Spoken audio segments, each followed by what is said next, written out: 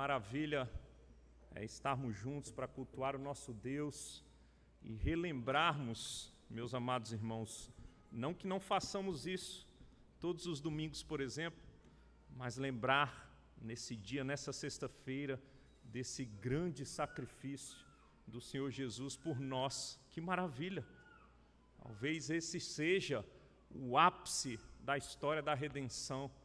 Em toda a história da humanidade, a nossa história, esse é o ápice, quando Cristo vai à cruz para nos redimir. Que maravilha é podermos lembrar dessas verdades.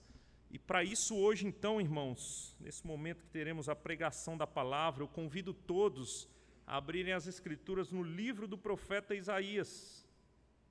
Livro do profeta Isaías, capítulo de número 52. Isaías 52, nós leremos do verso 13 até o verso de número 12 do capítulo 53. Isaías 52, 13 até Isaías 53, 12.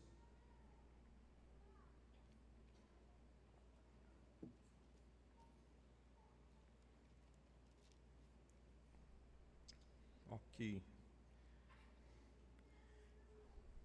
Imagino que todos tenham aberto, então farei a leitura. Peço que os irmãos prestem muita atenção nesse texto tão precioso, tão vivo, tão rico, tão profundo. Diz assim a palavra do Senhor: Eis que o meu servo procederá com prudência, será exaltado e elevado, e será muito sublime. Como pasmaram muitos à vista dele, pois o seu aspecto estava muito desfigurado, mais do que o de outro qualquer, e a sua aparência mais do que a dos outros filhos dos homens. Assim causará admiração às nações, e os reis fecharão a sua boca por causa dele, porque aquilo que não lhes foi anunciado verão, e aquilo que não ouviram entenderão. Quem creu em nossa pregação? E a quem foi revelado o braço do Senhor? Porque foi subindo como renovo perante ele, e como raiz de uma terra seca. Não tinha aparência nem formosura. Olhámo-lo, mas nenhuma beleza havia que nos agradasse. Era desprezado e o mais rejeitado entre os homens, homem de dores, e que sabe o que é padecer. E como um de quem os homens escondem o rosto, era desprezado, e dele não fizemos caso. Certamente ele tomou sobre si as nossas enfermidades, e as nossas dores levou sobre si. E nós o reputávamos por aflito, ferido de Deus e oprimido, mas ele foi traspassado pelas nossas transgressões e moído pelas nossas iniquidades. O castigo que nos traz a paz estava sobre ele, e pelas suas pisaduras fomos sarados. Todos nós andávamos desgarrados como ovelhas, cada um se desviava pelo caminho, mas o Senhor fez cair sobre ele a iniquidade de nós todos. Ele foi oprimido e humilhado, mas não abriu a boca. Como cordeiro foi levado ao matadouro, e como ovelha muda perante os seus tosqueadores, ele não abriu a boca. Por juízo opressor foi arrebatado, e de sua linhagem quem dela cogitou? Porquanto foi cortado da terra dos viventes, por causa da transgressão do meu povo, foi ele ferido. Designaram-lhe a sepultura com os perversos, mas com o rico esteve na sua morte, posto que nunca fez injustiça, nem dolo algum se achou em sua boca. Todavia ao Senhor agradou moê-lo, fazendo-o enfermar. Quando der ele a sua alma como oferta pelo pecado, verá a sua posteridade e prolongará os seus dias, e a vontade do Senhor prosperará nas suas mãos. Ele verá o fruto do penoso trabalho de sua alma e ficará satisfeito. O meu servo, o justo, com o seu conhecimento, justificará muitos, porque as iniquidades deles levará sobre si. Por isso, eu lhes darei muitos como a sua parte, e com os poderosos repartirá ele o despojo. Porquanto derramou a sua alma na morte, foi contado com os transgressores, contudo levou sobre si o pecado de muitos, e pelos transgressores intercedeu. Oremos uma vez mais. Senhor Deus, amado Pai, nós te louvamos, Senhor, pela graça maravilhosa que o Senhor nos dá de nos reunirmos nesta sexta-feira para adorá-lo, Pai. Ó Deus, nós cantamos músicas tão preciosas, com letras tão belas, ó Pai, tão profundas, que impactam a nossa vida. Nós cantamos o Evangelho, nós lemos a Tua Palavra, ó Deus, e rogamos que neste momento fale ao nosso coração. Ó Deus, nós rogamos a Tua graça, rogamos, ó Deus, que o Senhor, dono de toda a sabedoria, nos permita conhecer a Sua verdade, ó Deus, e que essa verdade faça diferença na nossa vida, Pai. Que não seja um mero assentimento intelectual, mas que seja a Tua Palavra transformadora, encontrando morada em nossos corações. Sê conosco, ó Pai. Oramos assim no nome de Jesus. Amém. Amém. Maravilha.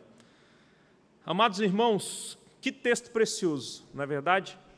Isaías 53, e esse cântico, nós temos aqui diante de nós um cântico, né? Apesar de na nossa Bíblia não estar com recuo, mostrando que é uma poesia, nós temos aqui uma poesia hebraica, ela começa no capítulo 52, no verso que lemos, verso de número 13. Então é importante nós olharmos esse texto como um todo. Mas que texto conhecido, que texto citado, texto cantado, não é verdade? Foi cantado pelo povo de Israel, mas também é cantado nos nossos dias em versões mais modernas. É um texto, de fato, muito precioso.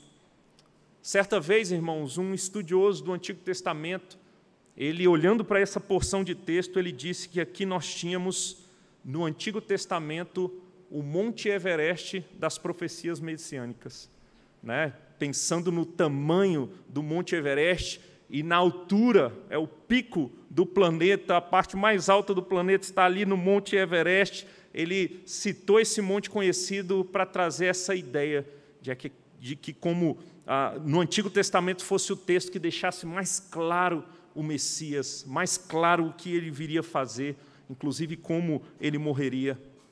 É interessante que esse Monte Everest das Escrituras, no Antigo Testamento, aponta para outro monte, para o Monte do Calvário. A partir desse texto, irmãos, nós não conseguimos tirar os nossos olhos do Monte do Calvário, do Monte da Caveira, aquele monte onde o Senhor Jesus foi crucificado. Esse texto aponta, de fato, não só para esse momento, mas de maneira sublime e enfática para esse momento em que o Senhor Jesus é levado à cruz do Calvário, no Monte da Caveira, no Monte do Calvário. Irmãos, sabe o que chama a atenção, deveria chamar a atenção de todos nós, é que Isaías profetizou para o povo de Israel, para o povo de Judá de maneira mais específica, o Reino do Sul, um pouco antes do cativeiro babilônico. Ou seja, cerca de 700 anos antes de Cristo encarnar, estava o profeta Isaías profetizando, estava o profeta Isaías trazendo essa palavra da parte de Deus para o povo de Israel. Parece que Isaías, de certa maneira, conhecia o futuro, não é verdade? Parece que Isaías estava no Monte da Caveira, parece que Isaías estava vendo a cena de maneira vívida, clara, para relatar da maneira que ele relatou, mas não, irmãos. Ele não estava lá, mas o Deus Todo-Poderoso já sabia o que aconteceria e havia decretado esse dia. Então ele dá essa palavra para o profeta Isaías. Irmãos, quando olhamos para todo o livro do profeta Isaías, nós temos muitas profecias. Nós temos profecias de bênçãos, mas também de julgamentos da aliança. O povo de Deus deveria voltar a viver segundo a aliança, mas não foi isso que aconteceu. O povo não dava ouvidos para o profeta Isaías.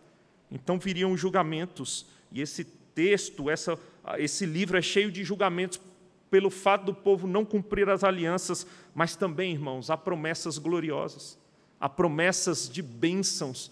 Apesar do povo, há promessas de bênçãos por causa da graça do nosso Deus. E de maneira mais específica, irmãos, a partir do capítulo 40 do livro do profeta Isaías até o capítulo 66, você vai ver uma grande quantidade de bênçãos, de promessas acerca de bênçãos da parte de Deus sendo anunciadas. Nessa porção, do 40 ao 66, nós temos inclusive os chamados 4 cânticos do servo. Esses 4 cânticos se encontram, o primeiro, Isaías 42, de 1 a 4, o segundo, Isaías 49, de 1 a 7, o terceiro, Isaías 50, de 4 a 9, e o quarto é o texto que nós lemos, o quarto e último cântico do servo, conhecido assim. E esse texto que nós lemos, irmãos, é o texto do Antigo Testamento mais citado no Novo Testamento.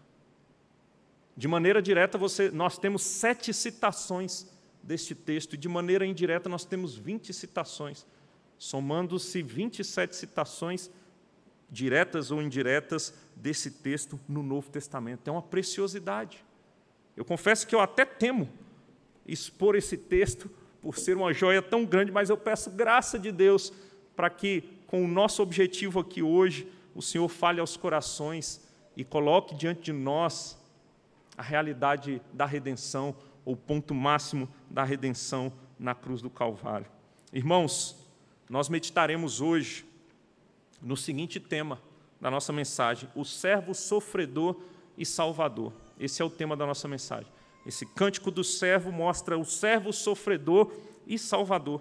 Ele é sofredor e ele é o nosso salvador. E nós veremos isso em 3 partes. 3 partes. A primeira parte, o texto mostra para nós que o servo precisaria sofrer para manifestar sua glória e poder. A segunda parte mostra para nós que o servo salvador seria confundido com um mero sofredor. E, em terceiro lugar, o servo sofreria para nos substituir e salvar da ira. É o que nós vamos meditar hoje. Então, em primeiro lugar, irmãos, olhemos aí para o texto, vamos ver que o servo precisaria sofrer para manifestar sua glória e poder. Leiam, por favor, versos 13 a 15 do capítulo de número 52. 1, 2, 3, podem ler.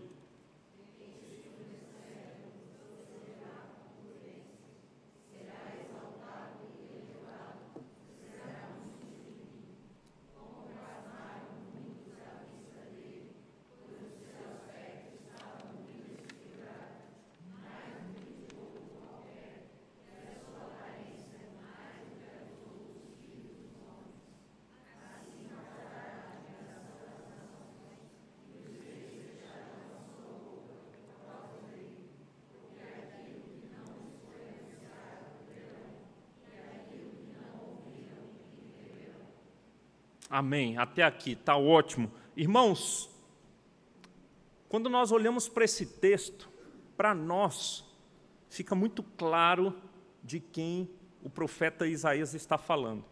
Há algumas pessoas que confundem, principalmente judeus, o que de fato está sendo dito aqui, porque em algum momento nos parece de fato que Deus está se referindo ao servo, apontando para os judeus. Mas o ponto é o seguinte, irmãos, os judeus não conseguiram cumprir a parte que lhes cabia na aliança. Os judeus eles não deram conta de fazer aquilo que lhes cabia na aliança que eles tinham com Deus. Era necessário, então, o próprio Deus mandar um outro servo para que, inclusive, judeus tivessem a redenção, a salvação e as bênçãos da aliança. E nesse texto, de maneira muito clara, não são os judeus que estão sendo apontados aqui. Não são os judeus. Ele está falando, o Senhor nosso Deus, por meio do profeta Isaías, de um outro servo que sofreria para salvar, inclusive, judeus que crescem nele. Ok? Então, isso é importante dizer. E, dito isso, o texto vai mostrar para nós, Isaías vai dizer para nós: eis que o meu servo procederá com prudência, será exaltado e elevado, e será muito sublime. De fato, o servo sofredor, ele passaria por esse sofrimento, e era necessário ele passar por esse sofrimento. Mas o cântico, ele começa mostrando para nós que ele passaria com prudência, ele procederia com prudência, ou seja, o próprio servo, ele já sabia o seu objetivo, ele sabia dos decretos de Deus, ele sabia da sua missão vindo a essa terra, e com muita prudência, sabendo lidar com toda a situação, com sabedoria, com conhecimento, ele lidaria da maneira correta, até ir à cruz. De fato, isso é fato. Mas, lidando dessa maneira e sabendo da sua missão, ele também sabia que ele seria exaltado. O texto diz: ele será exaltado e elevado, e será muito sublime. E aqui é interessante, irmãos, porque nós temos 3 verbos que significam praticamente a mesma coisa. O verbo será exaltado, elevado, e aqui nós temos essa palavra sublime, que no original é um verbo também. É como se ele estivesse dizendo 3 vezes, ele será exaltado, exaltado, exaltado. E ainda nós temos um advérbio que traz a ideia de algo extremo, elevado. Então ele será elevado, elevado, elevado extremamente. Que maravilha nós temos diante de nós. Ele viria para sofrer e morrer, mas era certo a sua exaltação. Era certo a sua glorificação. Provavelmente o texto está se referindo, inclusive, à sua ressurreição, à sua ascensão e à sua glorificação. Ah, irmãos, que maravilha nós temos diante de nós. O texto diz, como pasmaram muitos à vista dele, pois seu aspecto estava muito desfigurado, mais do que o de outro qualquer, e a sua aparência mais do que a de outros filhos dos homens. As pessoas ficaram assustadas, aterrorizadas com como o Senhor Jesus foi desfigurado. Eles ficaram extremamente assustados, mas como eles ficaram assustados pelo sofrimento, pelos açoites, por tudo que o Senhor passou, o texto diz, assim causará admiração às nações. Ou seja, quando ele for exaltado, assim como ele foi, ficaram pasmados ao vê-lo desfigurado, ficarão agora, mas com a sua glória, com a sua grandeza, com a sua exaltação, quando ele voltar reinando. De fato, ele morreu como um cordeiro, mas voltará como um grande rei, em glória, e todas as nações ficarão pasmadas, ficarão admiradas diante da grandeza do nosso Deus, do nosso Senhor, do grande servo, Jesus Cristo.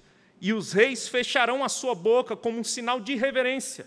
Os reis terão reverência, todos ficarão, as maiores autoridades que já pisaram a terra ficarão admiradas e reverentes diante do grande e verdadeiro rei.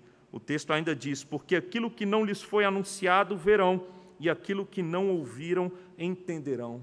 Até mesmo aqueles que rejeitaram o Senhor, eles ficarão pasmados, porque de fato o Senhor voltará em glória. O texto ainda mostra para nós, no final do capítulo 53, a partir do verso 10, irmãos, diz que ele verá a sua posteridade e prolongará os seus dias. O Senhor tem uma grande posteridade, o Senhor Jesus, e essa posteridade são os seus eleitos, os remidos.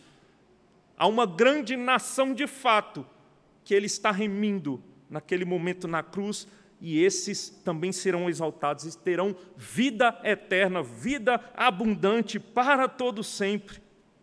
Ele prolongará os seus dias e a vontade do Senhor prosperará nas suas mãos.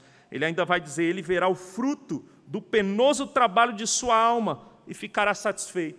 Ele foi moído, ele sofreu na sua alma, não só no corpo, mas na sua alma, mas ele vai olhar para todo o trabalho que ele executou e ele terá prazer, ele ficará satisfeito, porque ele terá conquistado aquilo para o qual o Senhor o designou.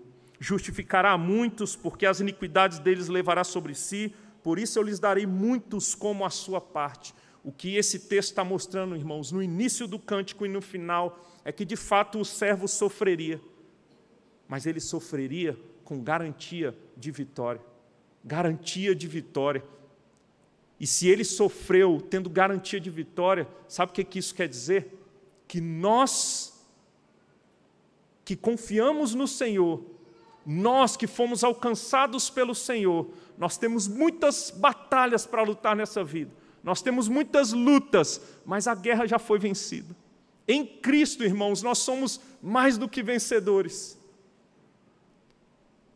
A vitória que era garantida para ele, de fato é garantida, ele já morreu, e nós temos a convicção de que ele voltará como rei, reinante, em glória e em poder. Nós temos também a garantia de que nós, que somos dele, pertencemos a ele, reinaremos com ele. Que notícia maravilhosa nós temos diante de nós. Essa verdade deve nos encorajar, irmãos. Essa verdade deve encher o nosso coração de vigor, de coragem, para lutar as nossas batalhas, sabendo que a guerra já foi vencida por Cristo na cruz. Essa verdade certamente encorajava os judeus piedosos. Essas verdades, de fato, encorajavam os cristãos do primeiro século, os cristãos de todos os tempos, e devem nos encorajar hoje. Que maravilha, o Senhor venceu e nós temos vitória garantida também. Esse é o nosso primeiro ponto, irmãos. O servo precisaria sofrer para manifestar sua glória e seu poder. Ele voltará em glória. Nós veremos a sua glória e nós então reinaremos juntamente com ele. Seja encorajado, crente, por essa verdade. É isso que ele conquistou na cruz do Calvário. Mas em segundo lugar, e eu quero passar rápido nesses dois primeiros pontos, para gastar um pouco mais de tempo no último, o servo salvador seria confundido com um mero sofredor. É o que o texto vai mostrar para nós. Leiam aí, irmãos, versos 1, 2 e 3. 1, 2, 3, podem ler.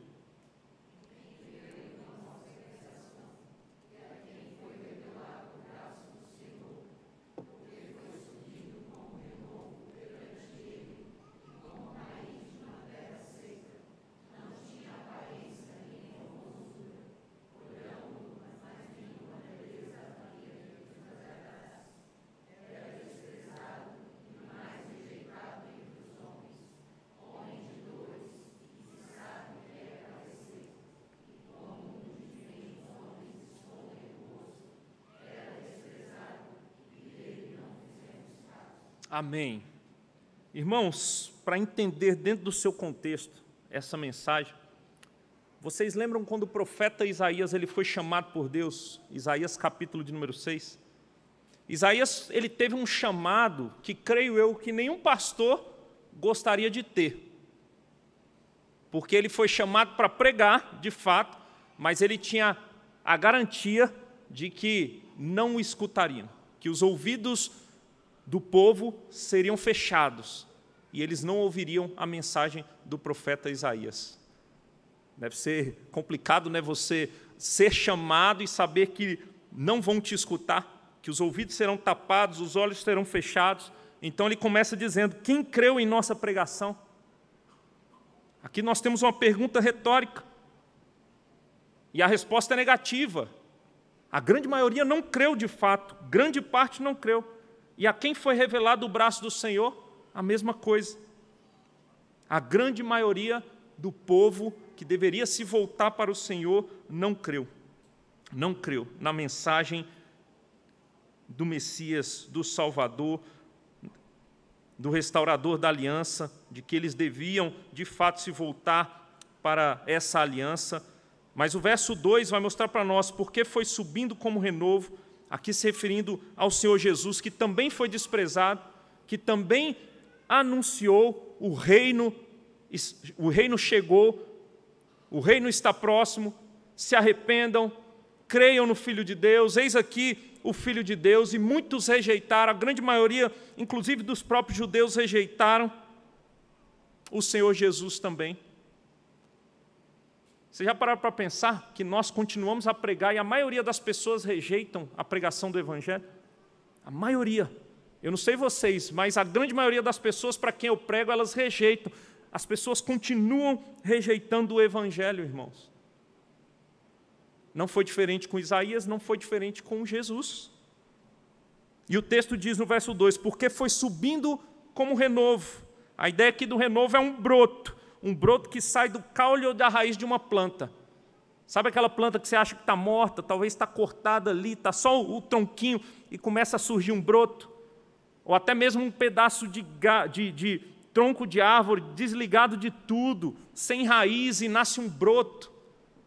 Geralmente as pessoas olham para aquilo e falam, não vai durar muito tempo, né?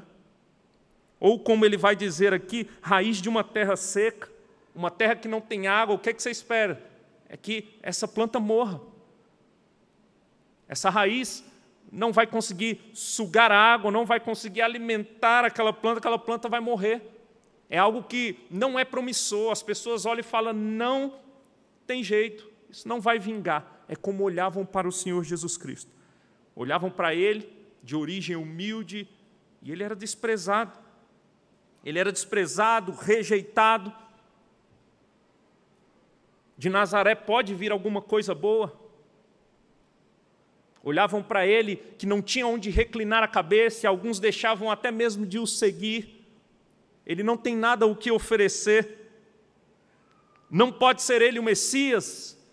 Inclusive é uma afronta quando dizem que ele é o Messias.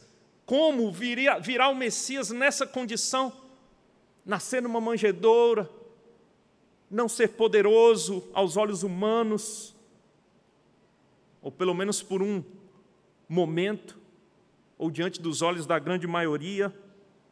Ele era desprezado, rejeitado, passou a ser desprezado a ponto de ser odiado. Foi o que aconteceu com o Senhor Jesus. Homem de dores, que se fez homem e sabe, experimentou a dor e a angústia da existência humana, sentindo sede, cansaço. Ele se esvaziou e sentiu as limitações humanas em muitos aspectos.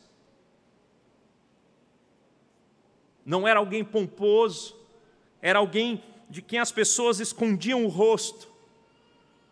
E mais uma vez o texto vai dizer para nós que ele era desprezado, passou a ser perseguido, passou a ser caluniado. Os judeus queriam matá-lo, os fariseus faziam de tudo para incriminá-lo. Foi a isso que o Senhor Jesus se submeteu, irmãos. Foi a isso que o Senhor Jesus se submeteu. Esse servo salvador foi confundido com um mero sofredor, alguém que não tinha valor, pelo contrário, era desprezível, era odioso.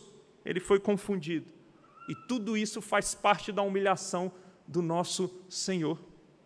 A humilhação de Cristo consiste, primeiramente, na sua própria encarnação.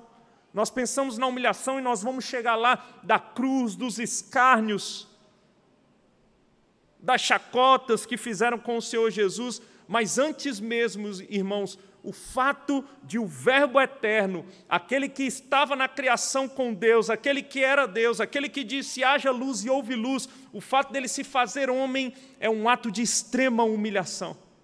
Extrema humilhação. É Deus, irmãos, que se faz homem. E aqui já consiste o início da humilhação de Cristo. Faz parte dessa caminhada do Senhor Jesus até a cruz, a sua encarnação, a maneira que ele viveu, as limitações que ele resolveu suportar em si. E, irmãos, eu vou passar para o próximo ponto, para nós focarmos, mas antes de passar, permita-me fazer uma aplicação neste ponto aqui. Se ele, o servo, Jesus, sendo Deus, se humilhou, se fazendo homem, pergunta que eu faço, por que nós, sendo homens, nos orgulhamos a ponto de nos acharmos deuses? Já pararam para pensar nisso? Que essa caminhada de humilhação do Senhor Jesus, a partir da própria encarnação, nos confronta. Nos confronta. Ele se humilhou a ponto de encarnar, sendo o próprio Deus. Nós devemos olhar para Ele, olhar para a sua humilhação, que tem um objetivo e nós vamos chegar lá. Eu acho que o texto já está muito claro e está apontando para isso. Mas aqui nós já aprendemos grandes coisas com o nosso Senhor. Nós devemos ser servos uns dos outros. Nós devemos servir a exemplo do nosso Senhor. Nós devemos ter essa capacidade, olhando para a obra redentora do Senhor a partir da sua própria encarnação, nós devemos calçar as sandálias da humildade e seguir os passos do nosso Senhor, desse servo que sofreu. Sendo Deus, ele se fez homem. Mas, irmãos, em terceiro lugar, e aqui eu queria me deter um pouco mais com vocês, pensando nessa sexta-feira, chamada Sexta-feira da Paixão, onde o Senhor Jesus foi humilhado e crucificado, morto. O texto mostra para nós que o servo sofreria para nos substituir e salvar da ira. Olhem aí para o texto. Leiam, por favor, somente versos 4 e 5. E depois a gente dá sequência. 4 e 5. 1, 2, 3, podem ler.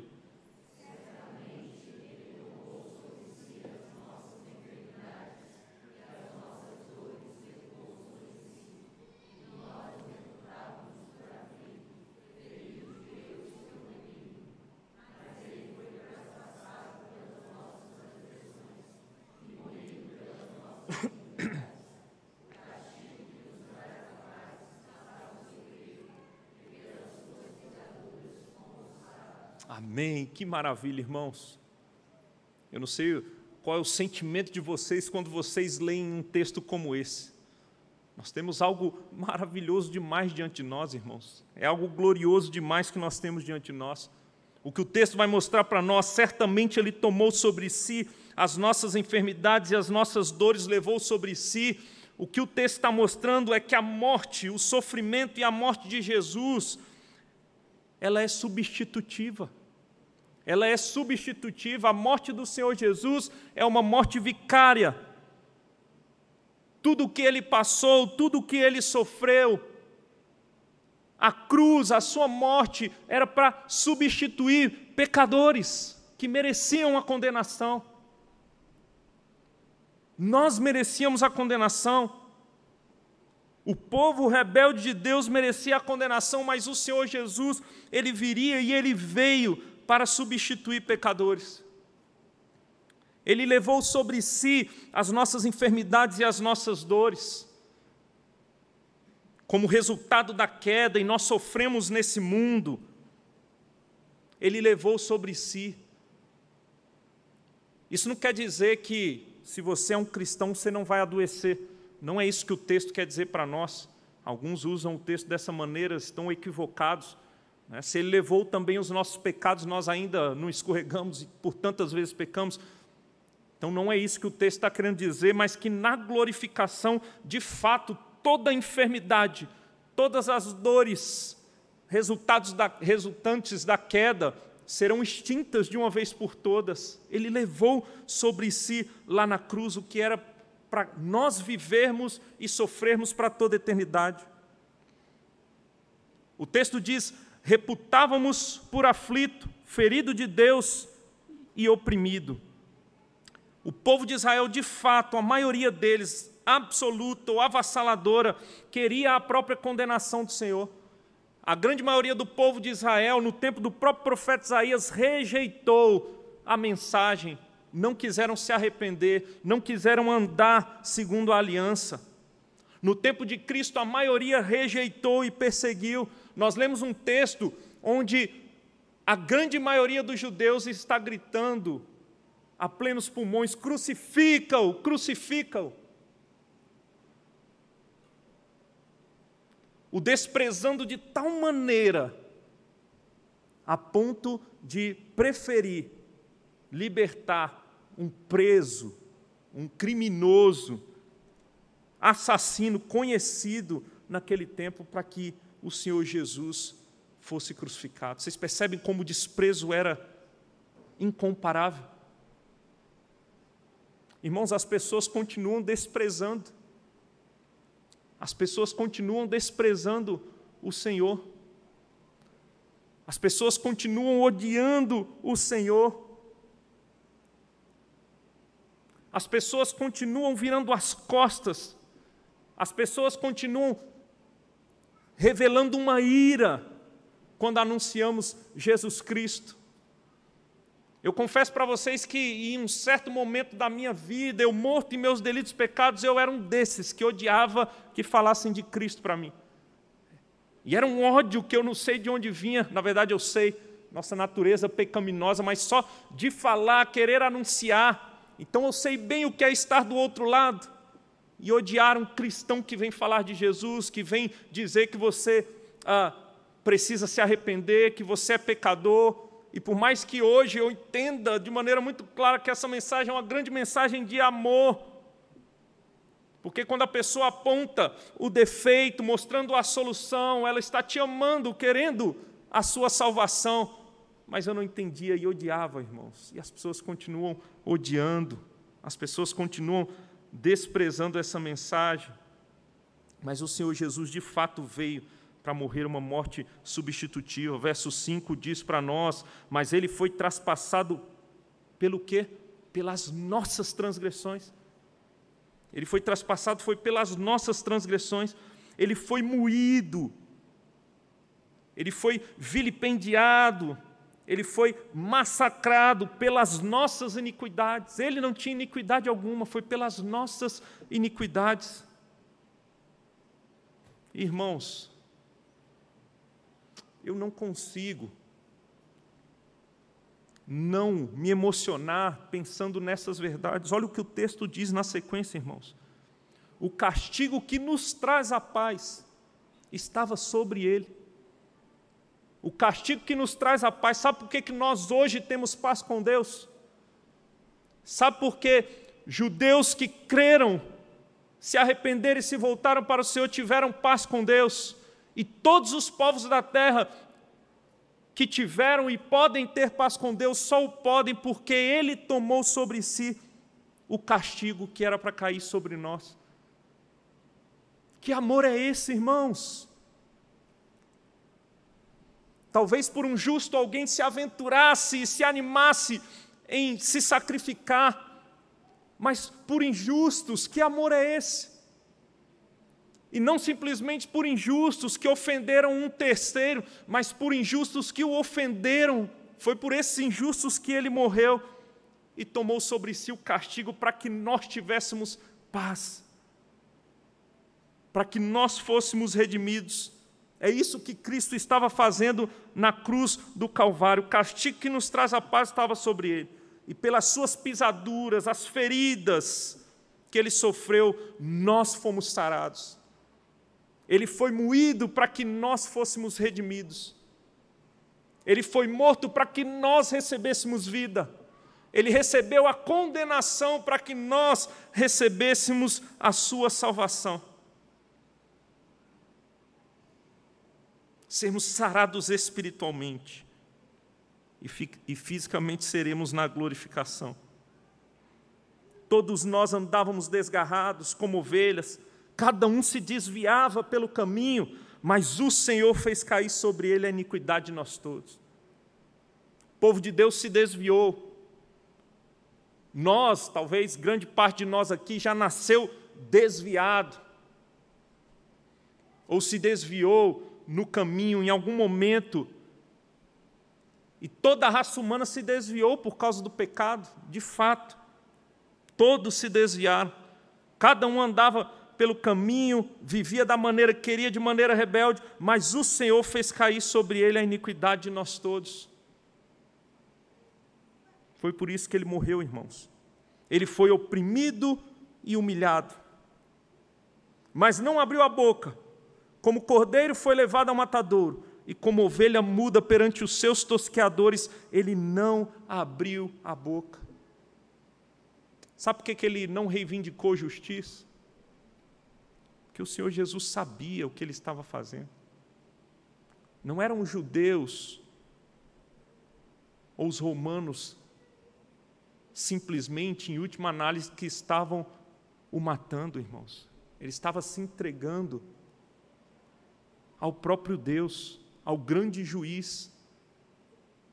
Por isso ele não reivindica, por isso ele vai mudo, por isso ele não diz, está tudo errado, vamos mudar tudo isso aqui. Não, ele sabia o seu objetivo, por isso ele vai como essa ovelha muda ao matadouro, porque ele está cumprindo a missão para a qual ele veio. Ele foi oprimido e humilhado, diz o início do verso 7. E aqui eu queria pensar um pouco mais nessa sexta-feira, irmãos, que nós estamos rememorando, a sexta-feira em que o Senhor Jesus de fato é massacrado, de fato é humilhado, e ali está o ápice da sua humilhação, ou chegando no ápice da sua humilhação, cada vez mais perto do ápice da sua humilhação. Vocês já pararam para pensar o que é o Rei dos Reis, o Senhor do Universo, recebendo coroa de espinhos e sendo feito chacota com ele? Você já parou para pensar o que é baterem com caniço na cabeça do Senhor da Glória, irmãos? Vocês já pararam para pensar na humilhação das vestes sendo tiradas, batendo no Senhor Jesus e fazendo chacota? Se tu és Deus, diz quem bateu. Você já parou para pensar que era o Rei da Glória ali? O Rei Todo-Poderoso, que estava naquele momento sendo humilhado por mim, por você e por todos os que lhe pertencem, todos os eleitos de Deus. Pense na maior humilhação que você já passou nessa vida. Eu me lembro uma que não fui eu que passei exatamente, mas eu estava envolvido. Se tem algo que humilha o homem, irmãos, que humilha o homem nessa terra, é apanhar no rosto, não é verdade? Eu não sei se algum de vocês já apanhou no rosto, ainda mais de maneira pública. Apanhar no rosto é algo humilhante, não é verdade? Eu me lembro certa vez, irmãos, quando meu joelho ainda era bom e eu jogava futebol, e eu estava num jogo aqui no estádio, aqui no Guará. Quem conhece o estádio do CAV sabe, né? O estádio ali do CAV, quando ele ainda funcionava, e jogando uma partida de futebol, de um campeonato, não lembro nem qual campeonato que era. E eu me lembro, irmãos, não vai sair da minha memória, eu creio que eu vou levar este fato para o resto da minha vida, de maneira negativa, mas eu me lembro que eu estava com a bola, e segurando a bola, o zagueiro adversário, ele veio de costas, ele me deu uma entrada no tornozelo, e eu senti aquela pancada, né? Continuei com a bola, ele veio uma segunda vez, o zagueiro me deu uma segunda pancada no tornozelo, e eu continuei com a bola, e quando eu vi que ele vinha para dar a terceira, irmãos, eu virei a mão para trás. Irmãos, fez um estralo tão grande que não tinha tantas pessoas, cerca de 300 pessoas ali no estádio, mas com silêncio. Todo mundo parou, se olhou. Eu olhei para o olho daquele cara, e ele era bem maior do que eu, um cara forte.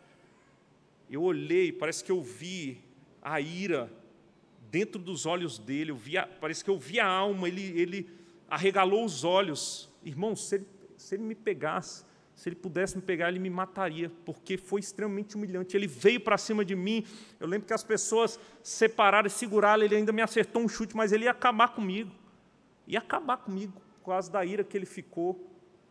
E para complementar a ira, porque ele acabou me agredindo, me deu um chute, queria vir para cima, mas tiraram, ele ainda foi expulso. Esse cara ficou louco, eu lembro de muita gente tentando segurar ele, rasgou a camisa dele, ele irado, porque, de fato, algo humilhante, irmãos, humilhante.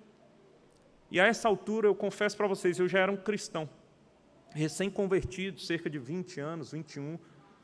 Eu me lembro que eu fiquei tão mal, irmãos, ainda faltava bastante tempo para acabar a partida, e eu lembro que eu fiquei tão mal com esse fato, que eu não conseguia mais jogar, não tinha forças para correr, e eu olhava aquele cara, o povo ainda segurando ele, e eu querendo ir pedir desculpa para ele, mas o povo falou, você é doido, se você for lá, ele vai acabar contigo, não vai, porque o cara estava indignado pela humilhação que foi aquele tapa. Irmãos, naquele dia eu quis parar até de jogar bola, que eu fiquei tão triste, tão mal, e eu fui para casa pensando, não dormi direito aquele dia pelo ocorrido, porque de fato é extremamente humilhante. Se você um dia já apanhou no rosto, você sabe do que eu estou falando. Talvez grande parte aqui não tenha apanhado, não sei, mas você que já apanhou no rosto sabe do que eu estou falando. É uma das coisas mais humilhantes. E pensando nisso agora, permitam-me, irmãos, pensando nessa humilhação, permitam-me abrir um texto com vocês em João, capítulo 18. Eu poderia citar outros textos, mas se quiserem abrir João, capítulo 18, a partir do versículo de número 19. Eu quero que vocês pensem bem na cena. Eu não sei se é só comigo, mas essa cena ela me impacta, dentre as muitas outras cenas que me impactam, mas eu quis destacar essa aqui com vocês. A partir do versículo de número 19, diz assim: Então o sumo sacerdote interrogou a Jesus acerca dos seus discípulos e da sua doutrina. Declarou-lhe Jesus: Eu tenho falado francamente ao mundo. Ensinei continuamente, tanto nas sinagogas como no templo, onde todos os judeus se reúnem, e nada disse em oculto. Por que me interrogas? Pergunta aos que ouviram o que lhes falei. Bem sabem eles o que eu disse. Agora prestem bem atenção na cena. Dizendo ele isto, um dos guardas que ali estavam deu-lhe uma bofetada, deu uma bofetada em Jesus, irmãos. Um tapa no rosto do Senhor Jesus. É assim que falas, dizendo, é assim que falas ao sumo sacerdote. Irmãos, olha a cena que nós temos diante de nós. Já pararam para pensar nisso? Se é humilhante para nós apanharmos no rosto de um igual, você sabe o que é que o Senhor Jesus passou nesse momento? Por mim e por você. Irmãos, o que é um soldadinho? O que é um soldado diante do Senhor? Quem é sumo sacerdote? De fato, de verdade, o que é um sumo sacerdote humano diante do Senhor? Nada, é menos do que nada, é pó. E o Senhor Jesus suporta, irmãos, momentos como esse, para deixar claro, vivo para nós, o nível da sua humilhação. Naquela sexta-feira, Ele mostrando, revelando, deixando claro o seu amor para conosco. Ele sofre toda essa humilhação, irmãos, por nós. Verso 8 e 9 vai mostrar que Ele sofreu julgamento desumano e desonesto por amor de mim e de você. Como se não bastasse, irmãos, o Senhor Jesus, Ele vai à cruz de fato. Ele recebe cravos nas suas mãos, cravos nos seus pés, com essa coroa de espinho na sua cabeça. Ele estava desfigurado, como nós vimos lá no capítulo 52 ainda. Desfigurado, irreconhecível. O ódio era tão grande que nem naquela morte tão humilhante, pessoas sofreram tanto na pele, fisicamente, como o Senhor Jesus sofreu. Ele estava desfigurado. Desfigurado. Acabaram com Ele. E está o Senhor Jesus na cruz do Calvário, suspenso, preso pelas mãos e pelos pés. Mas, irmãos, deixa eu dizer uma coisa para vocês. O pior ainda não havia chegado, ou estava acontecendo.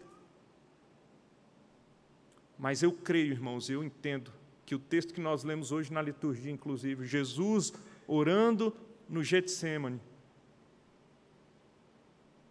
quando ele está extremamente angustiado na sua alma, eu creio que ele não estava pensando nem em todos esses escárnios.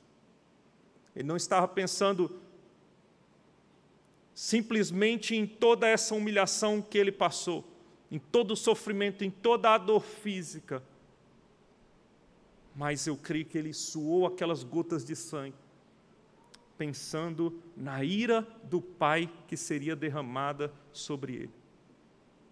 Ele chega na sua oração a dizer: Senhor, se possível, passa de mim esse cálice. Esse termo cálice é usado no livro de Apocalipse para representar a ira de Deus que vai ser derramada sobre todos os ímpios no julgamento final. Como se ele estivesse dizendo, e ali vai ser a ira de Deus de fato. Ele estivesse dizendo: Senhor, isso está me angustiando de fato. A ira do Senhor cair sobre mim. De fato, irmãos, a ira do Senhor Deus caiu sobre Deus. A gente cantou aqui uma das músicas, Mistérios da Cruz. Tem coisas que eu quero perguntar para o Senhor assim que eu chegar na glória eterna. E, de alguma maneira, Deus derramou a ira sobre Deus. O Filho estava recebendo a ira do Pai. Ele recebeu a sua ira. Algo que, se você é do Senhor, você jamais saberá o que é. Porque ele estava recebendo essa ira que era para cair sobre você para toda a eternidade, e você não mais saberá porque caiu sobre ele. Ele recebeu sobre si a ira do Pai.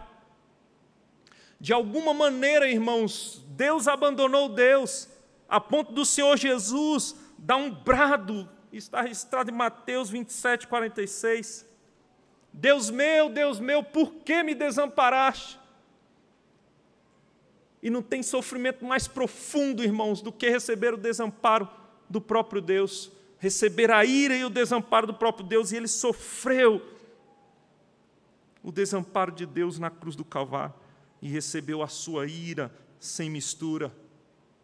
Naquele momento, o que era para cair em nós para toda a eternidade, naquele momento caiu sobre o Senhor Jesus Cristo. Foi algo tão sui generis, algo tão singular, algo tão grandioso, irmãos, que quando Ele entrega o seu Espírito e diz: está consumado, o céu escurece, a terra treme, estremece, as rochas se partem, os túmulos se abrem. É como se a própria criação estivesse entrando em convulsão com o que estava acontecendo com o Senhor Jesus na cruz do Calvário. Algo que a gente não consegue explicar e compreender de maneira plena, irmão, mas era o que estava acontecendo naquele momento na cruz do Calvário. A ira de Deus sendo derramada sobre Jesus Cristo. E tudo isso, irmãos, por amor de mim, por amor de vocês, por amor de nós, do seu povo, eleito antes que mundo houvesse.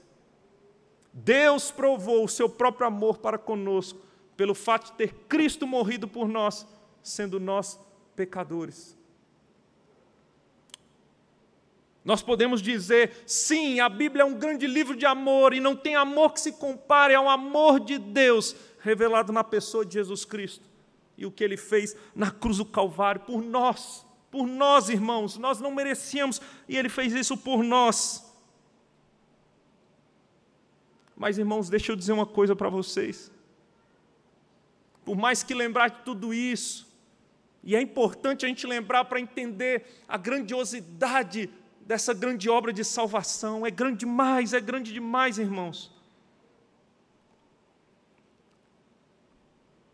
Mas diferente do que muitos fazem por aí, inclusive hoje, perto de casa estava tendo uma espécie de procissão, né? Aquelas encenações de Cristo, irmãos.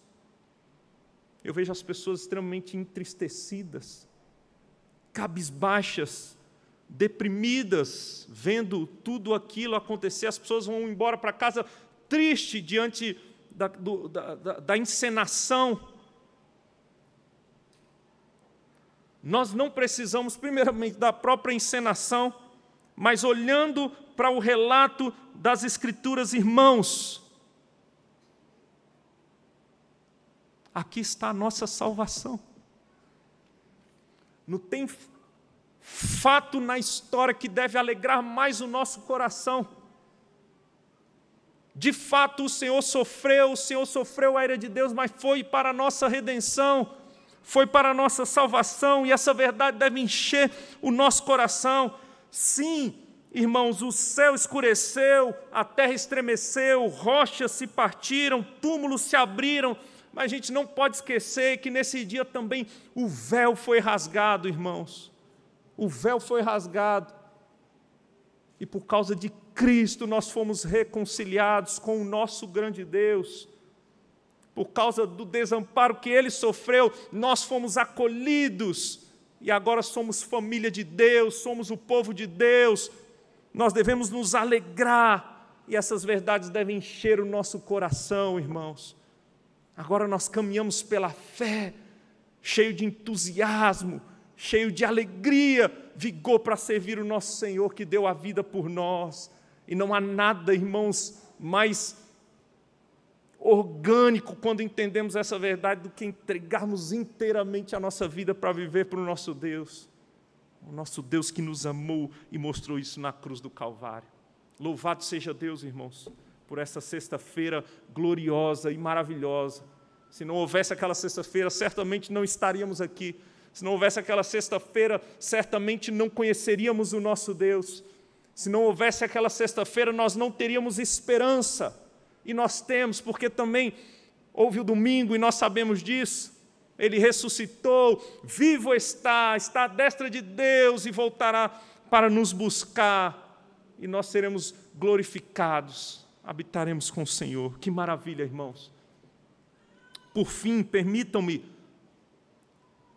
diante de tudo que já vimos, 3 breves aplicações para nós sairmos daqui a partir dessa verdade, com algumas aplicações a mais. Vocês lembram do texto de Filipenses, capítulo 2? O apóstolo Paulo está lutando pela unidade da igreja de Filipos e ele roga por humildade para os crentes da igreja de Filipos.